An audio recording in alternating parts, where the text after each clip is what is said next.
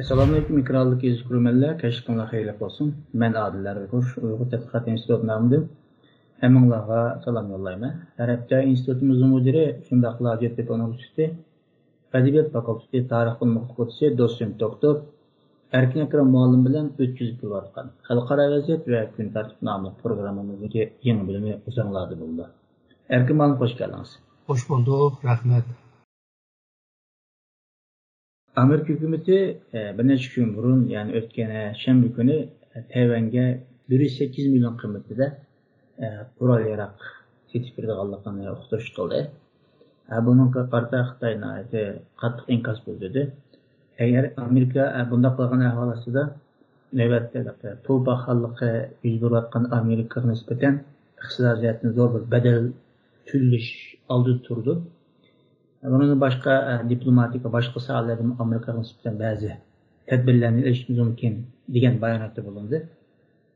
Tayvan o'xshashla Amerika'dan qurol setilishini mandaq bir şekilde tushundirdi. Xitoy kommunistlarininki tehditlari bag'ancha kuchaymoqda, kengaymoqda. Biz bunga qarshi Tayvan hukumati, yani Tayvan aramini davlatimizni qo'llab qilish uchun Amerika hukumatidan qurol setilishni qaror qildik dedi. Biz bugünkü programımızda Tayvan hükümeti nima uchun qurol setib oldi yoki Amerika hükümeti nima Tayvan qurol setib berdi, Xitoy buncha ular kuch inkos nima qaytardi va bundan keyin qanday bo'ldi degan savollarga javob berishdan boshqa bundan so'ng Amerika Avam Palatasininki boshlig'i Nancy Pelosi'ninki 8-oyda Tayvanni ziyorat qilganligini uqtirdi. Bunga qarshi Xitoy kuchli inkoslarni qaytardi. Hammamizga ma'lum bo'lgandek, Nancy Pelosi aslida Tayvanni burun ziyorat qilmoqchi edi, lekin bu Covid, ya'ni Xitoy virusi sababidan ziyoratni bekor qilgan edi. Biz bugungi programmamizda Nancy Pelosi'ninki ziyorat sababini shundaqla Xitoyninki qaytaradigan inkosini, Tayvan qaysi jihatdan foyda bo'lganligini, mush ikki hodisaninki Tayvan va rayonning vaziyatiga qandaqroq ta'sirlarni olib kelganligini analiz qilishga tirishamiz. Alda erkin ma'lum burun albatta Tayvan meselesini etraflı analiz qilib bergansiz. Belki bugün programda bazı ortaklıkta buluş mümkün. Bunlar tabii. Çünkü bununki arka görünüşü hemen asasen okşap götürdü. Alda bu kıtım demiş Amerika hükümeti Tayvan'a kurallar setmemiş oldu malum. Aslında bu 1979 yılı 4. ayda Amerika'nın Kongresi'nin kararı algan, yani Tayvan bilen münasebet ektinamesinde bir kanun algandı. Ötkezgende. Bu kanununki esas mezmunu Amerika Tayvan bilen boğan bu siyasiden başka, yani iktisadi, ticari, medeniyet, kültür degendek münasebetini devam kıldırganlığını ve şundakla Tayvan'ınki xavfsizligiga yardım kıldırganlığını. Şununla bu Amerika hükümeti 79'dan beri Tayvan'a kural setip kelgan. Ama bu setilgan kurallar köpünce mutabiye, yani Xitoyninki hücum kılışıga karşı özünü mutabiye kılalish karakterlik kural yarattı bu. Bu Xitoyninki kural yaratmanki seviyesi o'sgan siri ve şundakla bu Tayvan'a hücum kılış için xil bu roketlerine icat kılışı bile Tayvan'a boğan bu tehdit bağan seri ciddi bir seviyeye kilivyordu. Şununla bu hazırki Trump hükümetinden başlaydı aslında. Hazırki bu Tayvan'a kural yarak setişinin ki maksati bir kısım hücum kılalaydıgan hücum karakterlik bazı kurallarını setip beriş. Bunun da bazı roketler var. Tayvan'ın özüme işlep çıkıyordu. Bundan başka şu Xitoyninki su astı parkutunu parkıtıdığan arıplanma ve bu radar sistemleri belki yüşürün bir şekilde istihbarat çektim mi Tayvan bile hemkarlık kılır.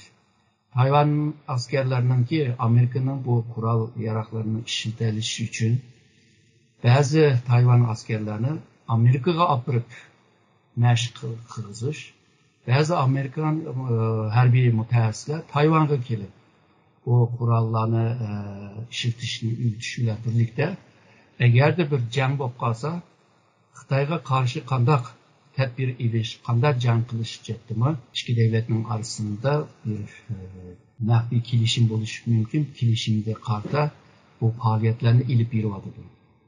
Bundan boshqa bu Tayvan bu Japoniya arasındaki bir münasebet var. Bu münasebet hamda hammamiz bilgandek şu 1895'te Japon Manchur urushunda Manchurlar futur etgan jangni. Shuningga bu tazminat ödesh uchun Tayvan va Tayvanning atrofidagi orollarni hammasini mangu Japoniyaga o'tkazib bergan.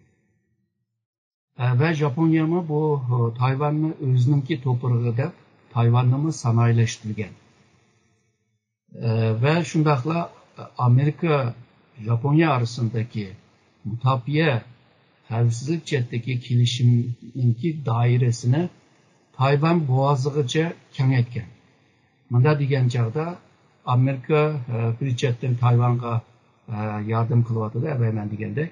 Yani bir chetda Japonya'nın şu Tayvan'a yardım kılalaydıgan bir halga, bir vaziyetke ekilişe tırışıyordu. Bundan başka Avustralya'nın kimi bu Tayvan meselesiga köngül bölüşnü Amerika tavsiye kılıp geliyordu. Şununla bu Tayvan'a bu kural setiş bilan birlikte bu Tayvan meselesinde bir ciddiyetlik meselesini yarattı. Yani Xitoyninki Tayvan'a bo'lgan besimninki texmi ko'payganligini ko'ryapmiz. Yani Tayvan o'zini qo'g'dayman deb Amerikadan qurol ilyapti. Yevropa davlatlar bilan munosabatlarni taraqqiy qildiryapti. Osiyo Tinch okeanidagi ba'zi faoliyatlar qatnashib o'zininki Tayvanninki shu ta'sir doirasini kuchlantirishga tirishadi. Yani bu meseleler birbirisi bilan bağlangan bir mesele. Hem Amerika-Xitoy münasebetinde Tayvan var, Tayvan-Amerika münasebetinde yani Tayvan meselesini o'ttirib chiqaryapti. Xitoyning Tayvan'a şu harbiy jetdan tehdit qilishi, aeroplanlarni Tayvan orolining atrofida uchirtib yurishi, bundan kemalarning Tayvan atroflarida chorlama qilishi degandek.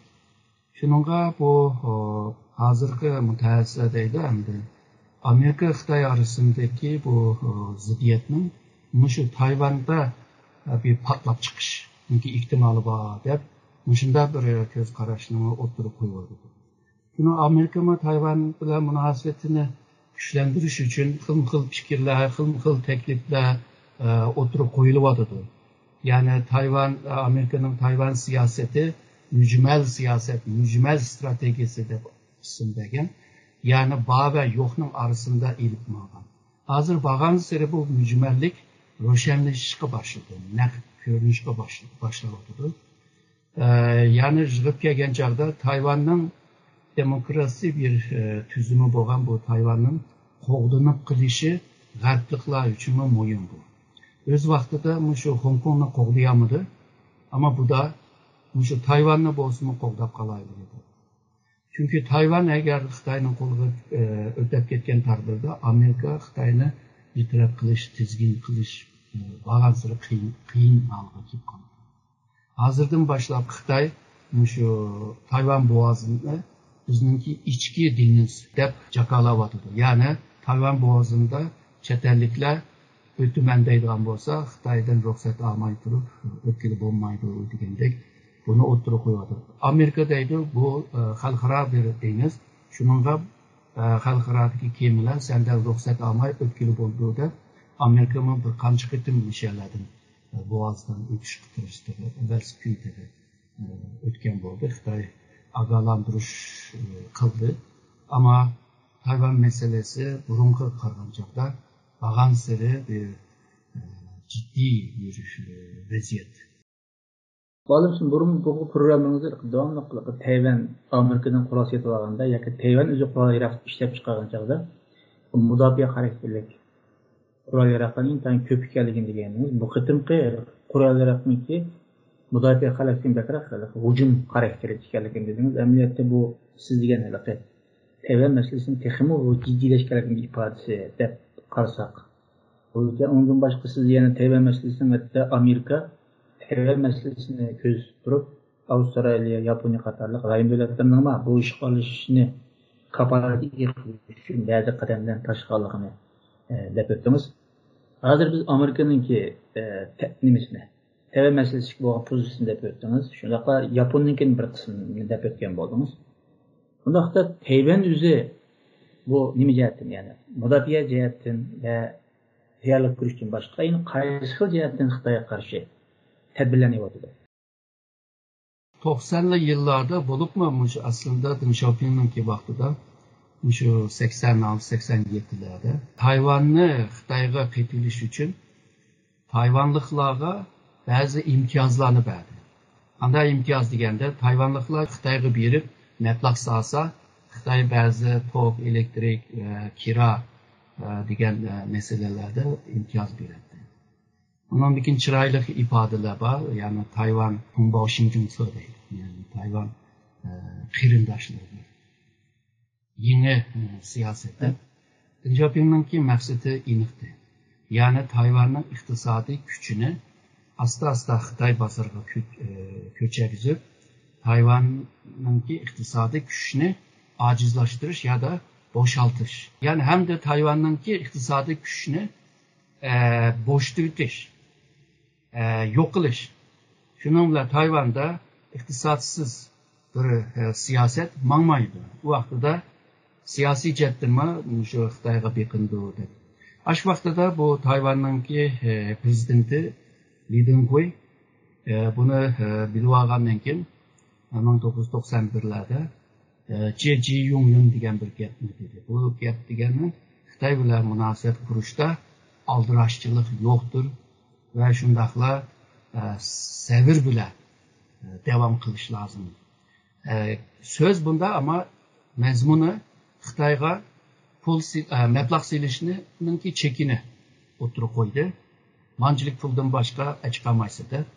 Xitoyga texnologiya, yangi texnologiyani ilib borib bo'lmaydi. Xitoyni ziyorat qilish uchun ya'ni ba'zi ruxsatlar, rasmiyatlar to'liq bo'lishi lozim degandek cheklashlar. Faqat bu Tayvandagi bu demokrasiya tuzumda bir buyruq bilan buni hal qilolmaydi. Hamda Xitoy tarafma maqsadi shu abay degandek iqtisodini, tijoratini o'ziga bog'lab hamda Tayvan'ınki teknolojisini Xitoyga ekilish. Misalga Tayvan şu meyve çivilerninki genni, genetik bu tadqiqot bilan genni o'zgartib, meyve çivilerini texmi yeyishlik, texmi sağlamlık ve bazı bek tatlı kopyası tatlı derecesini düşürüp, eğer lauzu olsa onu temlik alıp ekilir. Bu cihette Tayvan güçlü. Misalga Tayvan'ınki mango degan meyvesi, banana degan meyvesi yaxshi. Qolgan ba'zi quruqlikda bo'lmaydigan ba'zi meyveler var. Aşlarni texmi yaxshi bir holiga egashgan. Bu texnologiyani Tayvan'ınki ba'zi tijoratchilar, ovqatchilar o'g'irlikcha Xitoyga olib borgan. Xitoy buni o'rganib olgandan keyin o'zlari texmi ko'p ishlab chiqarishga Tayvanning bu meyve çevirilerini ilishninki son jetdan deyildi. Son sıfır jetdan azaldi. Tayvan bundan başka misalga şu hava boşluktaki tadqiqotlari, nanoteknologiyasi ve hazır biz chip deb ism bergan şu yerim o'tkazuvchi degan bu teknoloji Tayvan güçlü bu ciddi. Ve bugün buna dünyada meyli Amerika olsun, Avrupa olsun, hatta Rusya olsun bu çipni Tayvan'ın şirketleri işlep çıkaran şirketninki mesulatını aldı. Xitoy mı şu aşına kaldı. Hazır mı şu Xitoyni cheklash uchun Tayvan mı şu Xitoyga şu chipni satmasın deb aşındaq bir sözleşip kırıladılar. Tayvan'danki ma'rif kuchi mahali güçlü. Şununla bu Tayvan'ın bu alaylıklarını hemmisini Xitoyga ko'chirib berish. Yani Tayvan'ı acizlaştırır. degandek Xitoy buni qiloladi va Tayvan o'zima shu Xitoyning bozoriga bog'lanib qoldi. Shu iqtisod taraqqiyotda.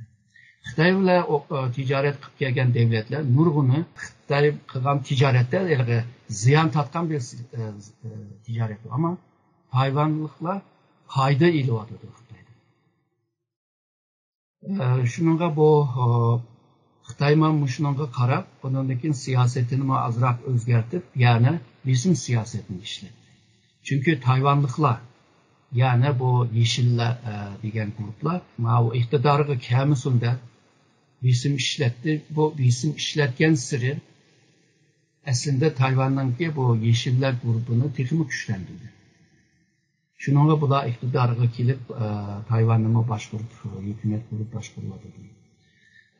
Ve Xitoyningki bu xil siyosiy jihatdan, diplomasiy jihatdan misolga nurg'un davlatlarni o'ziga tortib oldi. Ya'ni Tayvanni to'nigan, diplomasiy jihatdan to'nigan ba'zi davlatlarni o'ziga tortib oldi. Xalqaro ba'zi organlarga a'zo bo'lishning oldini olishga tirishdi. Tayvanni yolg'izlashtirishga tirishdi.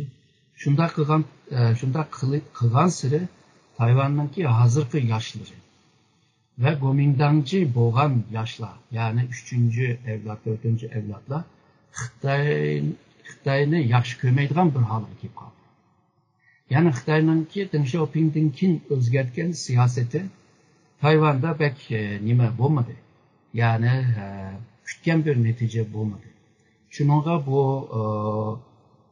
19-partiya qurultaydan keyin Tayvan bilan tinchlik, diyalog yo'li bilan hal qilamiz degan gapni tashlab, Tayvandagi hokimiyatlar mustaqil deydigan bo'lsa, bu jang etishning sababi degan bir gaplarni qilgandan keyin bu Tayvan bilan Xitoyning orasidagi munosabatlar jiddiylashishi boshladi. Hatto burungi shu 2017dan keyin nurg'un mutaxassislar dediki, 2022'de Xi Jinping Tayvan'ı almakçı.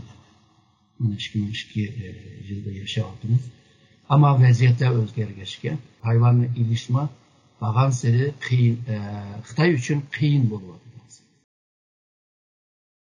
Malum bu Amerika Tayvan'ı kural yarak sertifikasını ilan kılan vaxtida Xitay dedi ki Amerika'nın belki biz bu iqtisodiyotidan bakrak, iqtisodiyotidan besim texim kuchaytib Leşin mümkün dedi. Yani hazır ötkenimi Joe Biden dedi ki biz belki Xitoydan kelgan bazı mallarga nisbatan bajni tüveltishimiz mümkün degan edi.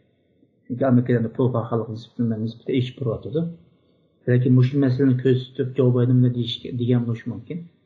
Xitoyda mush fursatdan foydalanib agar Amerika Tayvanga qo'l sertifikat bo'lib qolsa biz Amerika bo'lganda iqtisodiy besimni kuchaytiramiz dedi. Mush iqtisodiy besimni kuchaytirishdan boshqa Xitoy belki qandaqroq boshqa siyosatni yo'l qo'yishi mumkin. Hamda bu Amerika Xitoy arasındaki ticari münasebetining yumshayishi ikki davlatning munosabatini yaqinlashtiradigan ahvol bor. Chunki bu Trump hukumatidan buyon Amerika Xitoy ticari munosabatida Amerikamiz ziyon tortdi. Shuningga bu ziyonni azaltish uchun Amerikaningki hozirgi enflasyonni tushirish uchun Xitoyga ba'zi imkonlarni to'niyotdi demiş tijoratchi. Bu Amerika Xitoy munosabatini yumshatsa, Tayvandagi bu xatarliklarni yumshatish mumkin nazariyatdan. Fakat Xitoyningki bu engida yoki siyosiy engida Tayvanni cho'qim qo'lga tushirish, ya'ni Tayvanni olmoqchi. Bunun bu aslında zıt bir münasebet görünüyordu diye. Bundan başka Avrupa'daki siyasyonlar, Amerika'daki siyasyonlar Tayvan'ı neçketim ziyaret kıldımış kinki yılında. Yani Xitayning Tayvan'a koygan o kızıl sızık hazır neçketim depsende kılındı. Yani siyasi münasebet kursa bulmaydı dep kelişken bular. Amerika bilan Xitoy. Fakat Amerika bu Xitoy bilan munosabatlarni taraqqiy qildirgan jarayonda yipiq bir şekilde, misalga Reagan hukumati vaqtida maxfiycha shu Tayvanga 6 maddelik vədi bəgən. Yani Tayvan bilan Xitoyningki bütünləşishini aralashmaydigan, Tayvan Xitoyningki meselelerini özleri müzakere qilib hal qildigan, Tayvan bilan bo'lgan bu iqtisodiy, ticari, medeniyet, texnoloji münasebetini devam qildigan degandek. Tayvanninki xavfsizligini qo'g'daymiz deydigan. Muşlarını mı oturup koygan? Hazır Xitoydaydı biz hazırca 3 deklarasyon ilan kıldık. Amerika ile Xitoyning arasında. Ama Xitoydaydı bu deklarasyon iki devletin arasındaki bir kanun küçüge ega bo'lgan bir deklarasyon. Amerika'daydı bu bir beyan. Bir beyanname. Bu nurgun neslerini çeklemeydi bir yerde. Hem de bu iki devletin arasındaki bu deklarasyonda bunda bir cümle var. Amerika tarafı Xitoyning Tayvan meselesindeki nazuk ahvalını ve Tayvan'ın Xitoyning bir zemini bo'lganligini ko'rib bildiği degan bir gap bor. Xitoydaydi Amerika bu Tayvan'ın Xitoyning bir zemini deb to'nigan deydi. Amerika'daydı senin aşından sana muyum bo'lganligini men bildim deb ifade qiladi. Xitoy buna sen menimki degan gapimni ma'qul deding deb hozir mushu narsalarni talash tortish bo'lyapti. Shuningga bu Tayvan bilan nayta murakkab, ya'ni har tarafniki degan gaplari bir-birini qoyil qilolmaydigan va bir-birisining gapiga kirmaydigan bunda bir ahvolga kirib qoldi. Yani bunda bir paytda ben degandek siyasi münasebetime qiytilgandan keyin hamda Tayvanninki keyingi bir qadam hamda boshqa cho'ng davlatlar bilan diplomasiya munosabat qurish bo'ldi. Agarda bu amallashib qolsa, Xitoy Tayvanga hujum qilman desa, bir davlat yana bir davlatga hujum qildi degan ma'no keladi. Agarda u ma'no kelib qolsa, Xitoy xalqaro urush jinoyatchi olup oturup çıkıyor. Şununla Xitoyma aldıravadı şu Tayvan'da teki başka devletler teki kabul kıpboğuca diplomasi içetten. Bunu kabul kıpboğuca biz Tayvan'la bir hal kılıversek degandek bir nime var. Aldıraşçılık mı var diye. Yani müşahidin ulap bu desek, bazen de ötümüzdeki Amerika siyasiyetin tekimi Tayvan'la konusunda kuyuklaş suretler. Hatta siyasiler mi yani ziyaret kıldı, hatta kılmakçı. Mesela Avrupalarda başlıklı Nancy Pelosi şu yılınki yani 8. ayda, Ağustos ayda Tayvan ziyaret kılmakçı. O belki 96. yılın beri bir Amerika'yı çoğun uygulaymadılarını ki Tayvan'ı ziyaret için ikinci katılmakla ziyaret hesaplanırken bununki karakteri ettim ait küçük hesaplanıyor. Onun konusunda Nancy Pelosi neymiş Tayvan'ı ziyaret oldu. Xitoy belki bunu qandaq inkas qaytirish mumkin bunu shu analiz qilgan bo'lsin. Birisi shu Nancy Pelosi'ninki o'zininki siyosiy ideyasi bilan munosabatli. O liberal bir tushunchaga ega, liberalizmga va burundan tatibli. Ya'ni shu inson haqlari, demokrasiya, muhitni qo'g'dash, medianinki erkin ifoda qila olishi deganni qo'g'dab kelgan.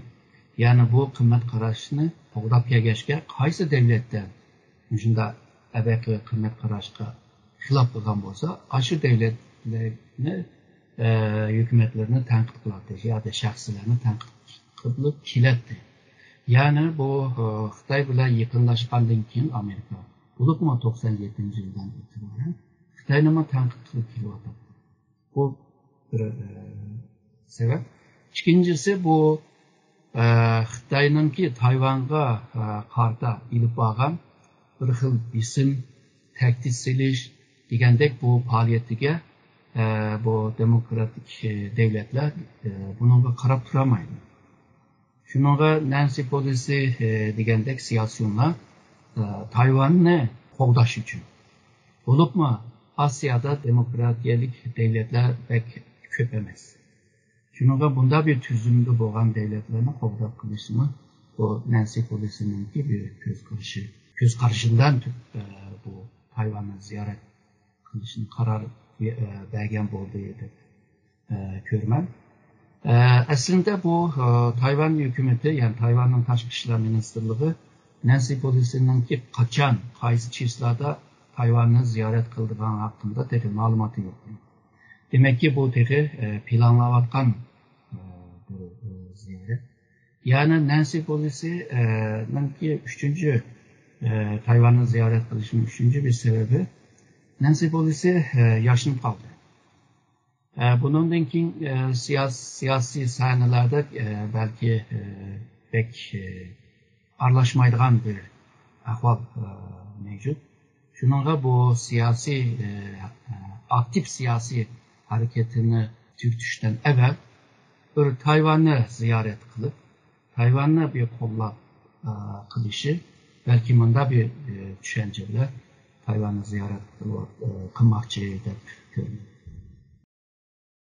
Nancy Pelosi Amerika'da siyasiyet nopuzluk bir şahıs, Tavan Palatası'nın başlığı. Ama Nancy Pelosi Tayvan ziyaretini iş karşı noktası belki sizce başka siyasi cihetin küçük şahıslar mı Tayvan'ı akakını ziyaretçi ihtimal var mı yok mu? O buludu da oylayman. Çünkü Nancy Pelosi'den evvel mi Amerika'nın ki bazı ministerlikdeki bazıları ziyaret kılgan. Avrupa'dan mı neçe heyet kilip ziyaret kılgan. Tayvan'ın Tashqi ishlar ministerliğinin ki heyetleri mi Amerika'ga ve bazı Avrupa devletlerini ziyaret kılgan ve Brüksel'ni ziyaret kılıp Avrupa Birliği'nin ki kollaşını düşürüş için tırışıp kilodu. Yani bunda diyen çağda siyasi cette Tayvan her devletlerle bir yıkılış var. Bu Amerika Xitay arasındaki bu jiriklik münasebetinin yaratkan bir xil vaziyet var. Şununla bu vaziyetten bazı siyasyonlar, Amerika'nın siyasyonlar Tayvan'ı kollaş ve biz Tayvan'ın yine de degan bir pozisyonu közütüş için bir ziyaret Tayvan'a olan ziyarete devam kılıdı dep oylayman. Çünkü öz vaxtida Sovyetler İttifakı'na karşı Amerika Xitay'ını yeniga eliş stratejisini oturup koygan bolsa, aşı devirde, aşı devirinin şarayitleri müşünü zorlagan bolsa, hazırki bugünkü 70 yıldan kinki o vaziyetke karar Amerika mı Tayvan'a ilip bağlan siyasetini mi özgüç mümkün. Şununla bu Nancy Pelosi'nin ki ziyareti evvelki degen bu Xitay'nın ki oturup koygan kızılsızlık, yani siyasi cetten münasebet olmaydı degen bu kızılsızlıkını ne çıkarttım dersen kılgan için o kızılsızlık yok oldu degen. Kızılsızlıkını tanımaydı degen. Kızılsızlık olmagandan keyin Amerika'nın siyasiyonlar yana Tayvan'ı ziyaret kılalaydı. Bu Nancy Pelosi'nin ziyareti birinci kıtım emas, en ahırkı mı emasını böyleydi. Malum, biraz burun da beklemeyecek. Amerika'nınki Tayvan kurallara setip birişi bilen Nancy Pelosi'nin Tayvan ziyaret kısmını bırakıp şu işki hadise Xitay, Amerika münasebeti kandara tesirini etkileşi mümkün. Bu ahırkı sualımız olsun. Hem de bu Tayvan meselesi burunki programda mı dedik, Xitay için bir milli mesele. Komünist Parti'nin ki bir arzu kılgan ama öz vaxtida hal kılamagan, yerim kalgan bir iş. Şununla bu Xitay çokum Tayvan'ı aldığan niyeti uçuk, roşen, yani buna uçuk ilgili buldu, yani aşkarı ilgili buldu. Amerika'nın ki Tayvan bile boğan bu xil münasebetler Xitay'nın ki cinliğimi tekken buldu. En mühim bir mesele. Şununla bu Tayvan meselesi oturup çıkmasa iki devletinin ki siyasi münasebetler jirikleşiyor. Ama iktisadi ticari cetteki hemkarlıklar hazırki ben degen jiriklik münasebetini belki biraz yumuştudu. Biraz. Şununla Amerika ve Xitay'ın ki münasebeti bir jirikleşip, bir oңuşulup, ma sahada yaxşı, az sahada yaman olup, müşünde nahayeti mürekkep lik bir nime, ikili münasebet devam kıldı dep oylayman. Ta ki ya Amerika Xitayninki münasebeti de Amerika Xitayni tizginleştirdi. Ya ki Xitayni tizginleştiremeydi. Xitay bağan sırı güçlündü. Ya ki üçüncü şekili hazırkı biz degендek bir yaxşılık, bir yaman bulup, bir tüzlük, bir buzluk müjdat bir mezgil devam kılıdı dep oylayman. Yani bu hazırkı men degen 3 xil senaryo 2030'larga bağan çağda belki texima roşan göründü. Netleşidi. O vaqtda da belki bazı meselelerini texima iniq sözleyeceğimize oylayman. Ezgürmende biz bugünkü programımızda Amerika'nın Tayvan Kural Rasyeti bir bilen Nancy Pelosi'nin Tayvan ziyaretindeki nima üçün müştaq bo'lganligini Erkiman analiz qilib bergan bo'ldi va Xitoyning qanday inkaslanib qaytarilganligini shundaqla bu ish kuchon hodisaninki Amerika Xitoy munosabatiga qandayroq ta'sirlarni Erkiman sizga ko'p rahmat. Men rahmat aytaman.